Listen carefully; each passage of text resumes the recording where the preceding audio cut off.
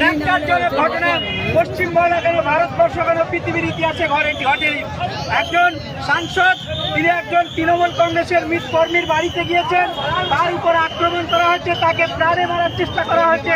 এটা গণতান্ত্রিক দেশ ভারতবর্ষ, সুতরাং এখানে সমস্ত রাজনৈতিক দল করার এখতিয়ার আছে, সুতরাং প্রাণে মেরে ফেলার এখতিয়ার কারণ নেই। তাই সেই ঘটনার প্রতিবাদে আজকে বারাসাত 2 নম্বর ব্লক তৃণমূল কংগ্রেসের ডাকে পরিবারিতে আমাদের নেতৃত্বে এখানে মেহেদি হাসান সাহেব আছেন, ইফতিকার ভাই আছেন, জেলা পরিষদে আমাদের ফারুক সাহেব আছেন, আমাদের হাজি সাহেব আছেন, রাজু আছে, আমাদের সমস্ত নেতৃত্ব আছে। এখানে আমাদের বারাসাত 2 নম্বর ব্লক তৃণমূল কংগ্রেসের ডাকে এই মিছিল সংগঠিত হয়েছে। আগামী দিনে গোটা বারাসাত 2 নম্বর ব্লক জুড়ে বৃহত্তর আন্দোলন হবে। আগামী কয়েকদিনের মধ্যেই আমিনপুরে মিছিল হবে এবং শাসনে হবে, 2 নম্বর অঞ্চল হবে, সমস্ত অঞ্চল জুড়ে আমাদের মিটিং প্রোগ্রাম হবে।